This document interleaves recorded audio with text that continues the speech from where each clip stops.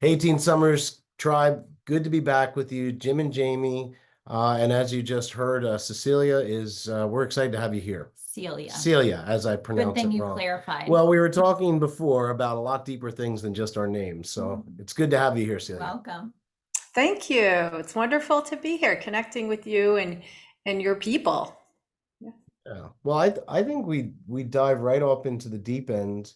You wrote a very important book for a very important reason, and one of the reasons behind it was taking the shame away from mental health and hopefully having some guiding light for other families, which many of them I know we're listening to, including Jamie and I.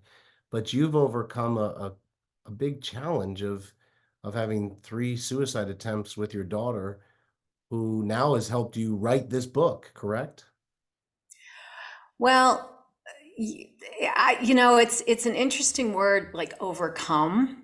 because one of the takeaways that I have is that when you're parenting, when you're in a relationship with someone who has a mental health diagnosis, that it's a long road. And I remember when she was a teenager, when we first got this, like, whoa, you know, what just happened? We got to fix it. We got to get her better. We got to get the right diagnosis, the right medication. And then as things progressed, there was a recognition that it's about being in relationship with someone who, and um, this may sound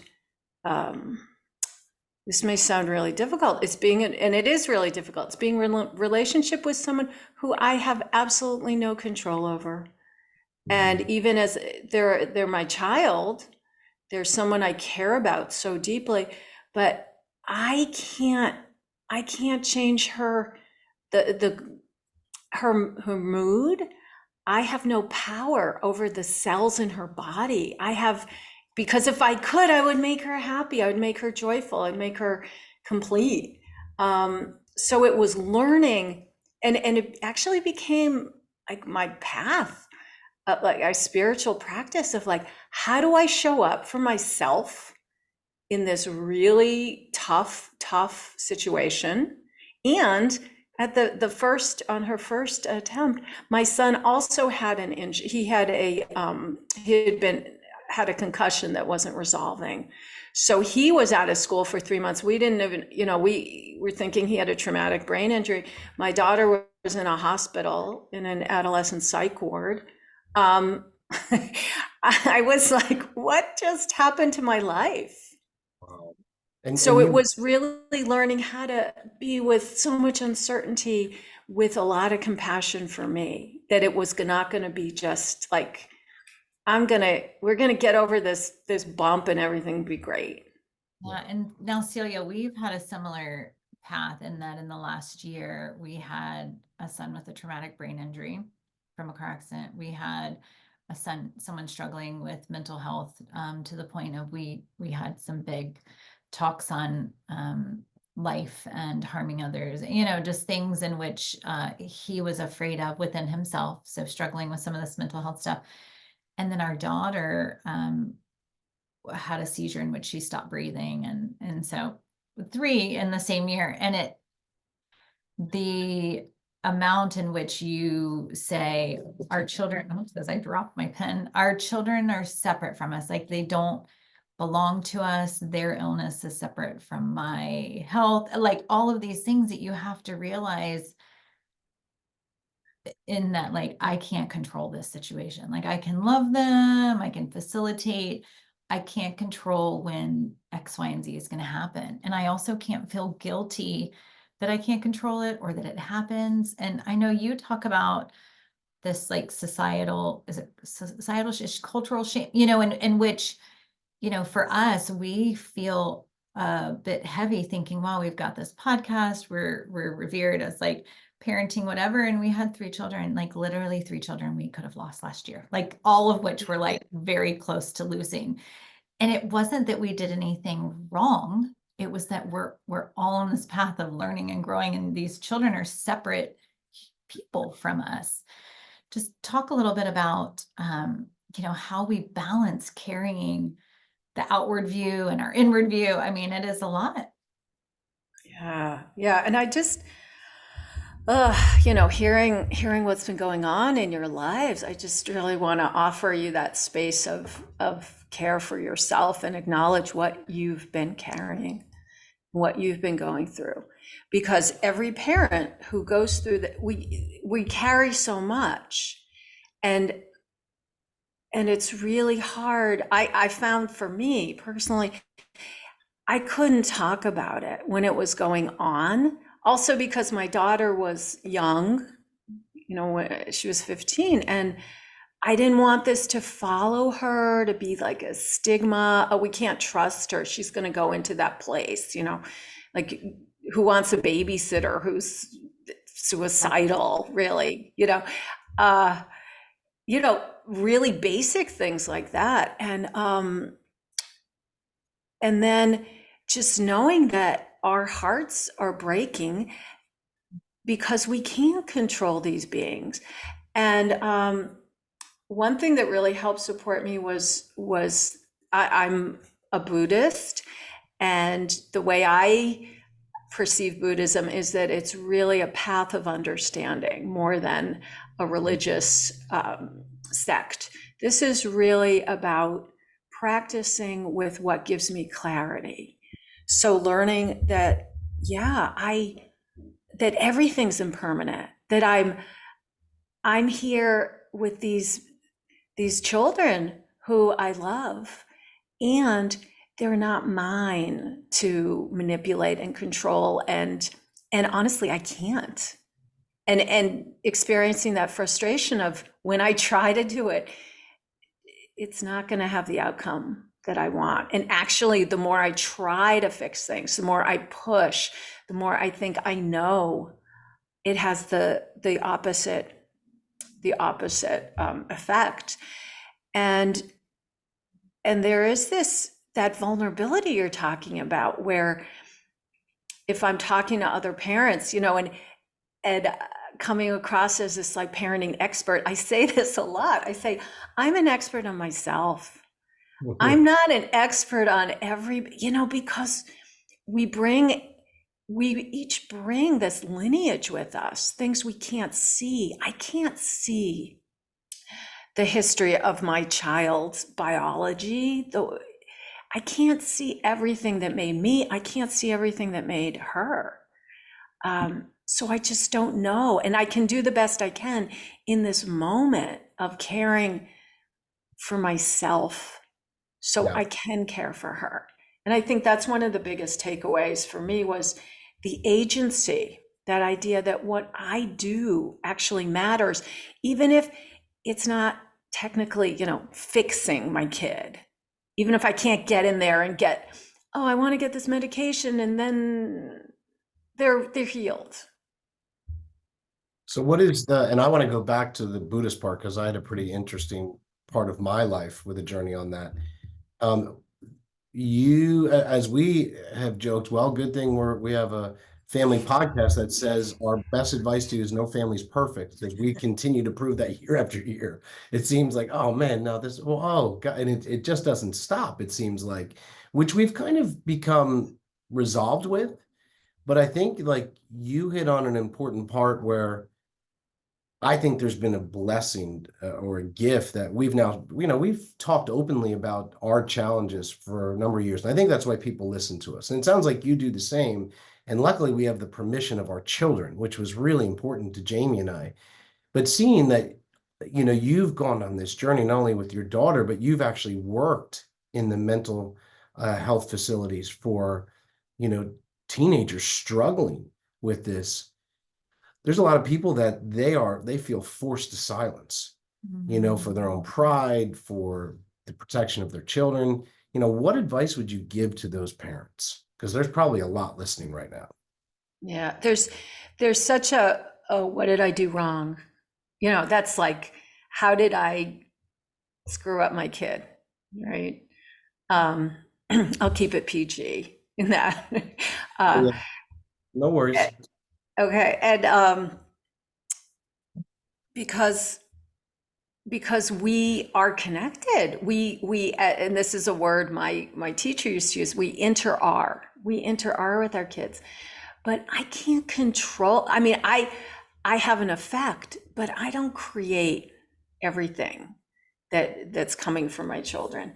And the more I can show up with open heart and not kick myself out of my heart because of what's going on with my kids, and offer myself understanding and forgiveness. Because if I knew then what I know now, I probably would have done some things differently in my parenting, in my life.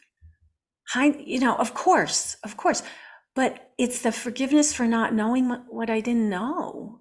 Good I advice. didn't know, and in the book, I go through a forgiveness meditation for parents that, forgiving ourselves in all realms, like forgiving, even starting with forgiving our bodies for doing what they do, forgiving ourselves for not caring for these bodies the way I wish I could every day.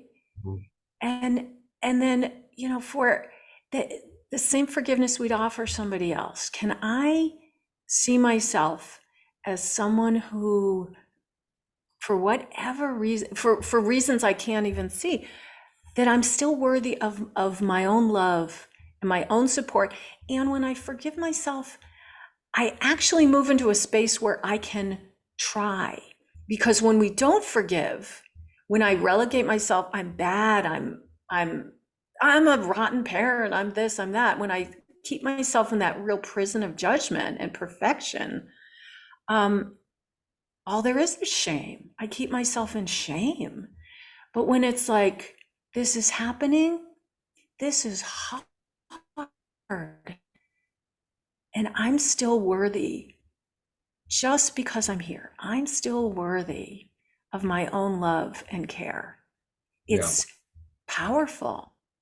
Good separation. Very rarely do I feel like mom guilt or mom shame, because I think a practice that I've entered into is if I feel that, I'm like, then go love them better, then go try, you know what I mean? It's not like I don't shame myself. I kind of try to take it into a different lens of motivation. Like, okay, so I was more involved in what, maybe an undercurrent of work, something was on my mind and I wasn't fully present. Okay, well then pull your head out of your ass and go be more present. I kind of try to use it as like a little coach of, okay, what are you feeling off on? Well, then go do that better then. We don't have to, it doesn't have to be complicated. We don't have to kick our own ass over it. We just think, okay, well then let's go do that thing to where I do feel really good about it. How do I want to show up? And now you referenced your book. Can we talk a little bit more about that and your? Yeah. But I want to just pick up on what you shared, because what you're talking about, I talk about too, about it's actually mourning. We don't use that word a lot in our culture, but I can mourn what I did. I can mourn, oh yeah, I was not right where I wanted to be, and I want to be present for you. And I can give myself some understanding, yep, that was really up for me. And a little acknowledgement.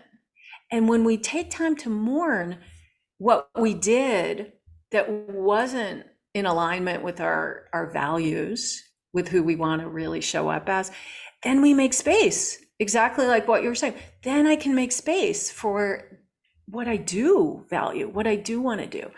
And a lot of times we just skip over this mourning, like how do I fix it? How do I fix that? How do I be better?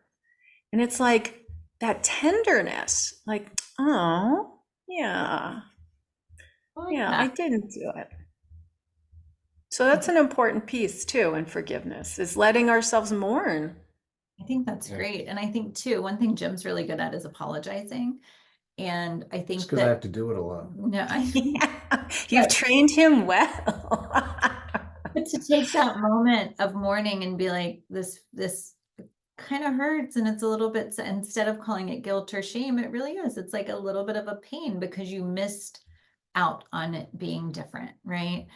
And I think that we can then take that as an opportunity, or, you know, or maybe that's what you're feeling. You know, you've never communicated, oh, I have shame or guilt or mourning, but you're like, but I'm really quick to apologize because you know that you want it to feel different. And I think that if we can acknowledge, because if we feel it as guilt or shame, I don't know that we're as resilient to apologize or to make an awareness of, I wanted to be more present and instead I was short.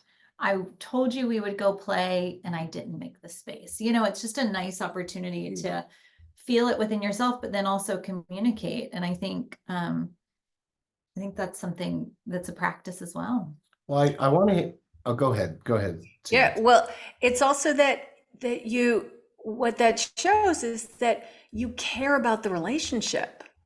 That's where you're putting the value. It's like, I don't want this to get in the way of our connection. I love you. I want to be there for you. I want to spend time with you. And yeah, I spaced out. I didn't do it. Can we do a repair? Can we have a do-over? Because I want to keep this. And when we acknowledge the thing we actually want, it can help step us into that. And I'm totally in agreement about that. If I just stay in the place where I'm bad, I let people down, and I do the judging, you know, self-flagellation of myself over and over. I'm just a shitty friend. I can't. How willing am I to step up and go, hey, I want, you know, I value what we have, and can you tell me what happened when, you know I bailed on that. What happened for you? I want to talk about it.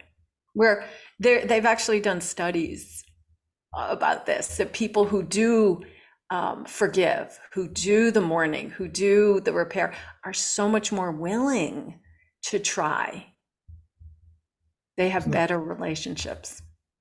Yeah. I bet that makes a lot of sense. Well, and I keep going back. It is interesting that you brought up the word mourning, because I would say we are definitely Christian based with a lot of outwings. I've been on a spiritual journey for many a years. One of the biggest journeys that I ever took was I was with the Dalai Lama's nephew the day he was struck and killed by the car here in Florida. It was a Wow. national story. Mm. Whole Tibetan Buddhist community from all over, where it's still free and able to do so, was here very quickly. And I had just gotten put into this on a very it's interesting to see, wow, how all the things that fell into place, that I was actually a part of that. But I ended up walking 300 plus miles down the state of Florida with the remaining members of this peace walk. All of them, except for one, were Tibetan Buddhists, except for me and another person. And I learned a lot about mourning and just the overall religion of and principles, which I had a lot of alignment and understanding on. Although mourning, they mourned his loss, but it was very interesting because they didn't think he was gone. It's like, oh no, he's on his way to this next journey. And that was a big aha for me, where I was just I had this finality and just this heaviness, and they looked at things very differently.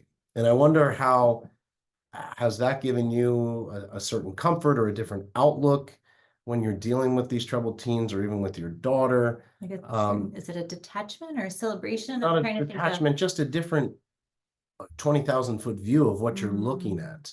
Because that was one of the things I got out of that walk, along with unbelievable stories and just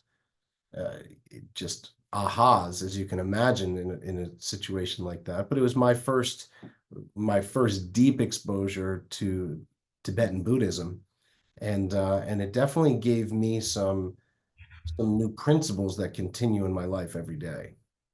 Yeah, it is a very different awareness, I think, when you understand some of the Buddhist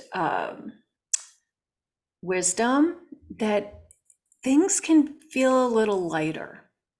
It's been my experience. And one of the things that I do talk, the book is very much steeped in Buddhism, in different aspects of Buddhism too. And one of the first ones is the awareness that we're all going to suffer, and the okayness of suffering, which even in acknowledging that it's okay, that I didn't, screw up totally because I'm suffering or somebody around me is suffering, that can be a huge relief.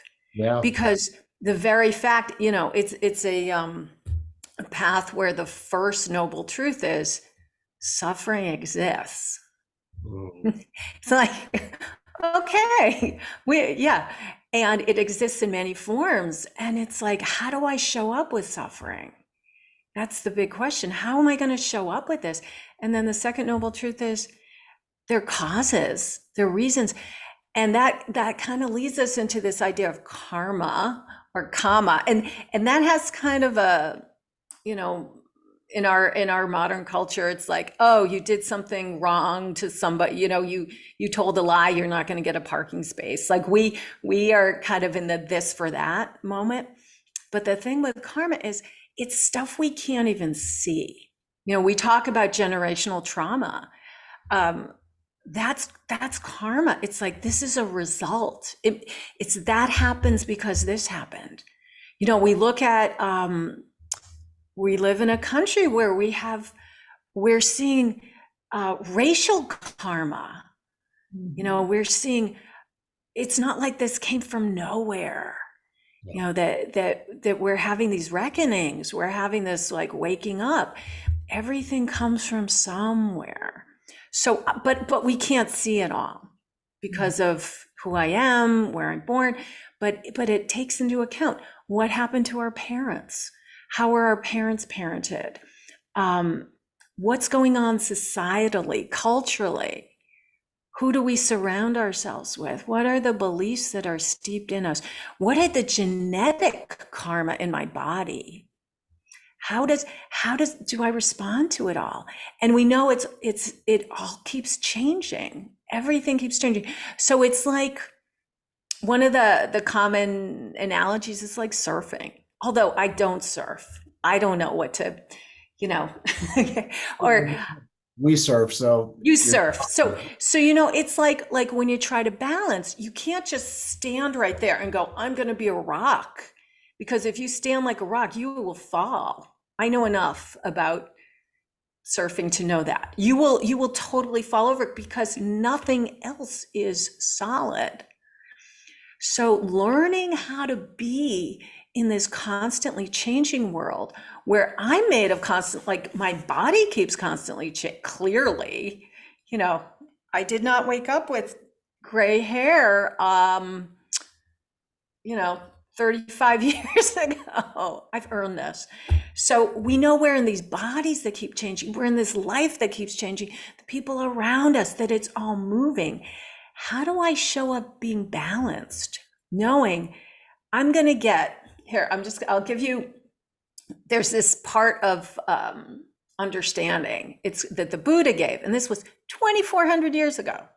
He said there are 8 worldly winds that blow through life, no matter who you are. You will experience all of them. And the more you let yourself be pulled around by them, the more you will be pulled around. And they are gain and loss. So, right? So we can have great fortune, a lot of gain. We can have a lot of loss. Status and disgrace. So people can love us. I can get 10,000 likes. I can get canceled. Praise and blame.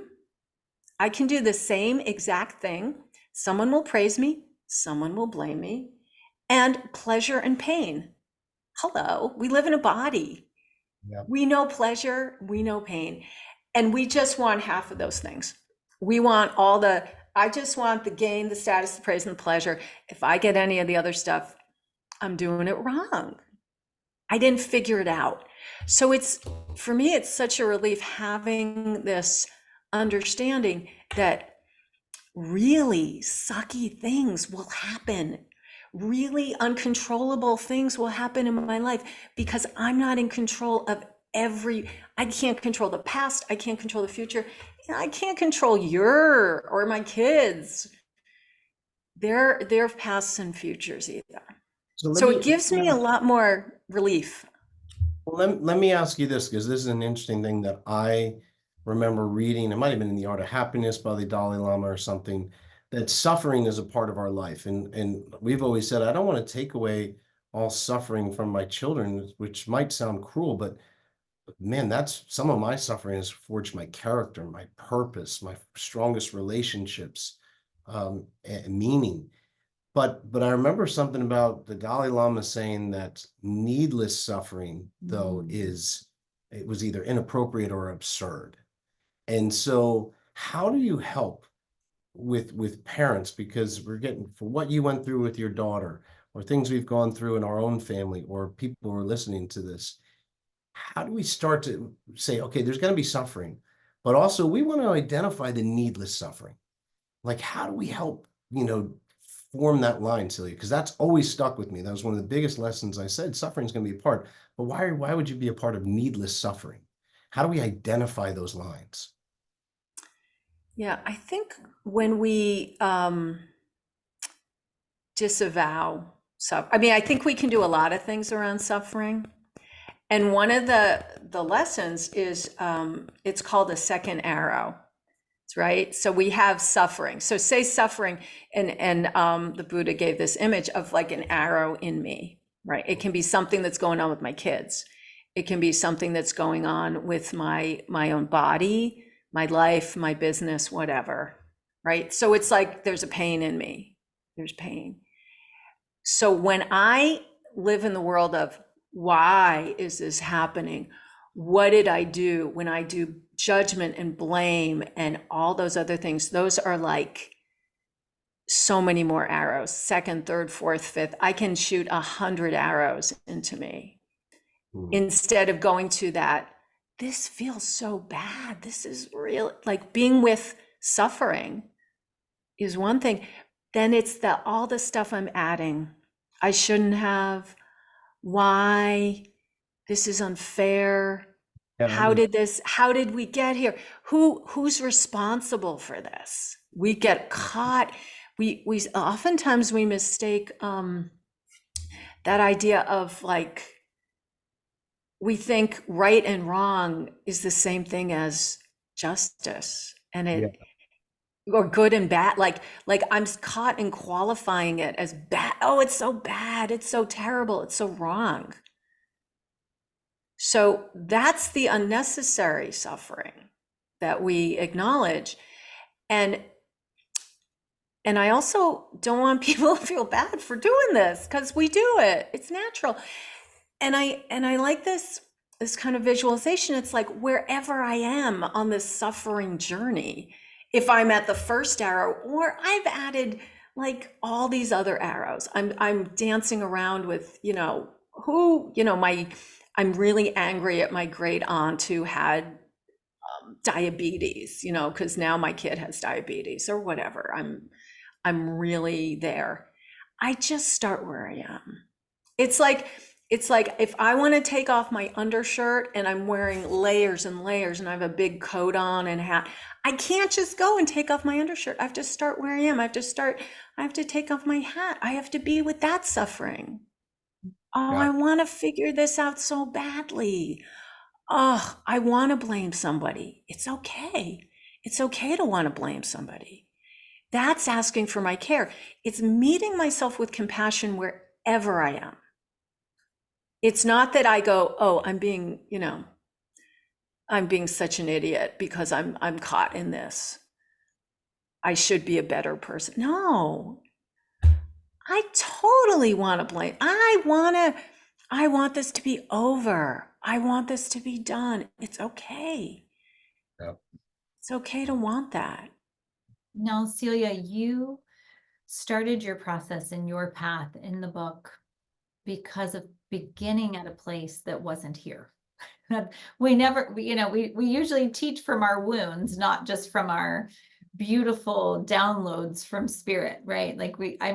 There's so much that I can share with others now, parenting these 5 children that have rocked my world. that I had no clue about, and I like to think that each of them has enlightened me along the way in different ways in which I can then either be ashamed of, afraid of, or then help others. And I see you had not just one, but two, is that correct? Two difficult situations with your children, or two difficult children that you navigated, and I'm certain have received so many great downloads to then write this book, which I don't even know that we've said, When the Whole World Tips, Parenting Through Crisis with Mindfulness and Balance, is the name of your book. And so can you tell me a little bit about your becoming or unbecoming that brought you to the ability to share all this wisdom with us? Yeah, it's like this was such a part of my life. This was, honestly, I didn't want this. Who wants your kids to, fall apart? Who wants to be scared? In the book, I talk about when my daughter was going through her first deep depression, and she was threatening to kill herself. Every day I'd wake up and I'd get ready before I open the door and think, is this the day I'm going to find her? Is this the day? And I thought I was getting sick all the time because my stomach hurt all the time. It was so stressful. And no one wants this. No parent ever wants this for their kid. And there I was.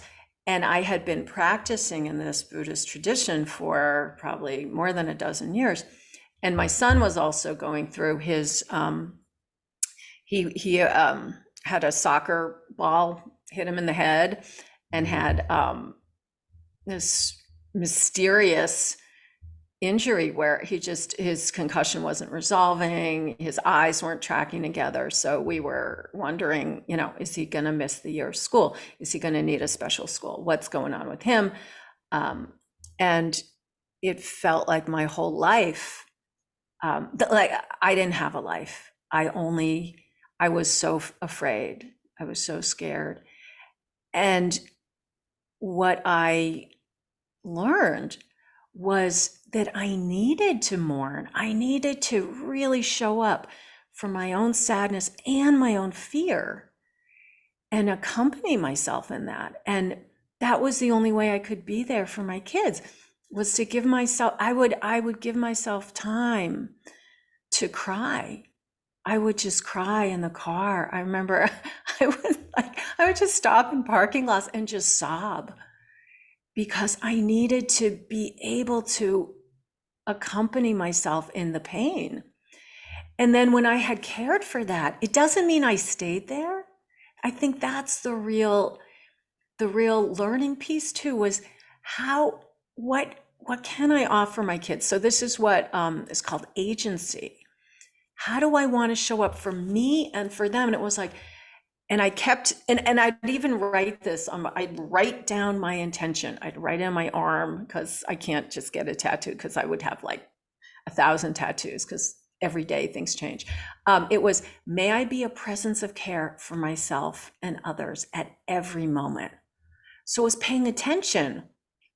It was like, where do I need to put the care right now? When I'm falling off, when I'm totally falling off the board, I need the care. Oh, I can't even be in the room right now. I need to just feel my feet on the ground, get a little solidity before I can come back. So it was really about paying attention and not being afraid to feel what I felt. That was such a important gift. And to come out of it knowing, even though, I'm not going to ever really be out of it with the person who I'm sharing my life with, things keep changing though. To know that no matter what happens, I'm not going to abandon myself. Mm-hmm. And as bad as things can get, I'm going to be there. It's this fierce compassion. I will not abandon myself in any of this. Mm-hmm. That's That's great. good. Yeah. I think too, something that you just spoke to too, that resonated, that I recognize, is that, you know, feeling out of myself, or in that like heavy morning, and being like almost a dysregulated nervous system out of fear, just really believing like, okay, well, it's not going to be like this forever. Like we can keep moving forward. We can keep, and I think that's what I hear you saying too. Like sometimes you just sit with it and know, like, I don't like the way this feels. And knowing that there's to keep moving forward, right? Yeah. Compassion, lovingly. And can I be balanced even in the midst of this? So I acknowledge it. And it's sort of like, it's not a rational thing. It's not like I'm gonna, I'm gonna feel okay. It's like, can I feel so out of control and keep my heart open in this moment? And it's absolutely giving up the idea I'm gonna fix and take away, and I know what's gonna happen. And this is the, and I've figured it out, because we can't figure it out. We can accompany ourselves. Mhm. And may I keep my heart open and release the need to control. I have said that so many times. That's a I really good remember focus. someone saying to me, you got to give up control to gain control. Mm. And so that always stuck with me, which is, it sounds like an oxymoron, but it's about as sensible as it comes when facing bigger issues. Yeah, that we're talking about. Gaining control of Yeah. yourself. Your own Well, life. sometimes I say, yeah, I live in an illusion of competency because I don't control anything. Like cellularly, I don't control, right? I mean, I know how to show up for myself. That's the one thing I know how to do. Good, I 'cause do not abandon myself. I think that's a key lesson here. So, for and parents, yeah. Thank you for yeah, sharing so much where wisdom. where can people get the new book? Where can they best find more about your work? Sure. So I have a website. It's Celia, Celia Landman, LANDMAN.com. And you can find the book there. You can just Google the title, When the Whole World Tips, Parenting Through Crisis with Mindfulness and Balance. And options will pop up to buy it. And yeah, just